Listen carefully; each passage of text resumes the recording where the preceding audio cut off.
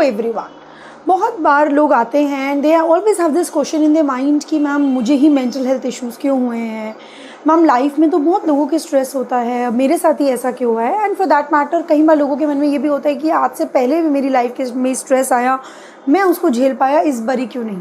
इस बात को समझते हैं। देखिए, कोई भी साइकोलॉजिकल डिसऑर्डर के बारे में अगर हम बात करें, मेंटल हेल्थ इश्यूज़ के बारे में बात करें, तो first thing we need to understand is कि ये मेरे कंट्रोल में नहीं होता। ऐसा नहीं है कि मेरे हाथ में है। जनरली आप लोगों से बातचीत सुनोगे कि नहीं तू ज़्यादा मत सोच, तू ज़्यादा सोचता है इसलिए तुझे ये दिक्कत है, तो ऐसा नहीं है। इसको समझते हैं कि किसी भी मेंटल हेल्थ इश्यूज़ के पीछे क्या रीज़न होते हैं। तो जैसे देखिए, आप मेरा फर्स्ट बॉक्स देख पा रहे हैं which is biological in nature. अब बायोलॉजिकल का क्या मतलब है, कुछ मेरे जेनेटिक्स के अंदर, मेरे जीन्स के अंदर ये प्रॉब्लम है, मेरी एज फैक्टर्स हैं कि मैं वेरी प्रोन हूँ डिप्रेशन के अंदर।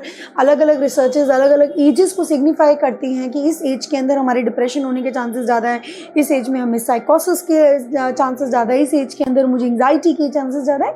सो there are different age factors.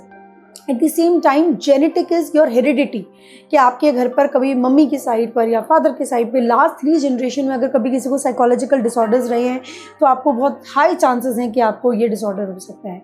At the same time third is very important is your neurotransmitters. Chemical का इम्बैलेंस होना हमारे माइंड के अंदर बहुत सिग्निफिकेंट रिस्पॉन्स देता है कि आपका मूड डाउन जाता है, ऊपर अप जाता है, आप घबराहट फील करते हैं, बेचैनी फील करते हैं। So there are lot of anxiety factors which are related to your biological.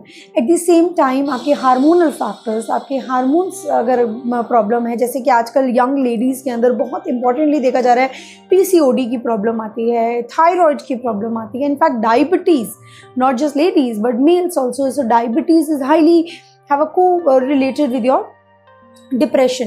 तो ये चीज़ अगर मैं समझ पाऊँ तो ये है कि बायोलॉजिकल जो मेरे हाथ में नहीं है, दूर दूर तक मैं इसको कंट्रोल नहीं कर सकती। तो जब भी आप ये सोचें कि ये मेरे साथ ही ऐसा क्यों है, तो we really need to consider कि बहुत सारे मेरे बायोलॉजिकल फैक्टर्स होते हैं। अब बात करते हैं psychological factors. The second factor which is very important is your psychological factors. Psychological factors में क्या आएगा, आपके कोपिंग मैकेनिज्म्स। मैम मुझे जब स्ट्रेस होता है तो मैं कैसे कोप करता हूँ, मेरे कुछ सपोर्ट सिस्टम हो सकता है, मेरा कोई तरीका हो सकता है कि मेरे को whenever I am under stress, I do this activity to cherish myself up. But at the same time कभी कभार हम इतने व्यस्त हो जाते हैं कि हमने कुछ सोच ही नहीं पाए कि मेरे लिए क्या एक्टिविटी बहुत अच्छी है।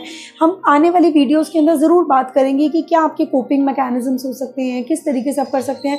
Then your early life experiences, कि आपके बचपन के जो चाइल्ड लाइफ एक्सपीरियंसेस हैं वो कैसे हैं, what was your parenting style, what is your personality type, what is your coping mechanism. So there are lot of factors, not just one but there are lot of factors which is there in you probably the psychological factors which again are not very much in under your control। ऐसा नहीं है कि वो बिल्कुल मेरे control में है, but yes they are significantly important। and the third factors which is the social aspect। अगर मैं बात करूँ, these are your social stress। Ma'am आपको नहीं पता, मेरी फैमिली में बहुत ज़्यादा इश्यूज चल रहे हैं। I have lot of time I've seen my parents fighting with each other। I have actually realized that कि मेरा अपने बचपन से ही भाई बहन के साथ बहुत अच्छा रिलेशन नहीं था।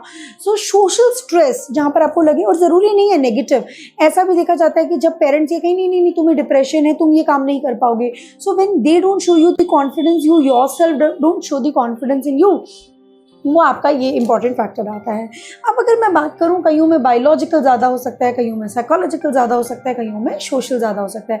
सो कॉम्बिनेशन ऑफ दीज 3, तो जिसका मतलब है मैं बायोलॉजिकली बहुत ज़्यादा प्रोन हूँ डिप्रेशन के अंदर, सिर्फ थोड़ा सा भी, जैसे कि आप फर्स्ट पेज पे देख रहे हैं जहाँ पे मैंने बायोलॉजिकल कॉम्पोनेंट को रखा है, अगर मैं थोड़ा सा भी अपना साइकोलॉजिकल डाल दूँ और कुछ गिनती के सोशल स्ट्रेस डाल दूँ तो मुझे डिसऑर्डर हो सकता है, क्योंकि वो एक लेवल तक पहुँच गया है। मेरे को अगर 50% ऑफ चीज़ें चाहिए तो 20 और 10 का भी मेरे अंदर असर कर गया। एट द सेम टाइम मेरी पर्सनालिटी बहुत ज़्यादा प्रोन है, always been a very anxious person.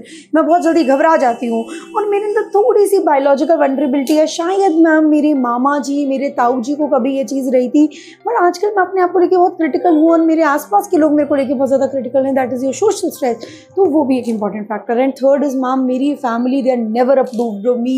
I have a very toxic parenting, मेरे टॉक्सिक रिलेशनशिप है, मैं एक ऐसी मैरिज के अंदर फंसी हुई हूँ जहाँ पे बहुत ज़्यादा टॉक्सिसिटी है। सो सोशली मैं बहुत ज़्यादा डिस्टर्ब हूँ, थोड़ा सा मेरा पर्सनैलिटी और थोड़ा सा मेरा सोशल भी मुझे बीमारी दे सकता है।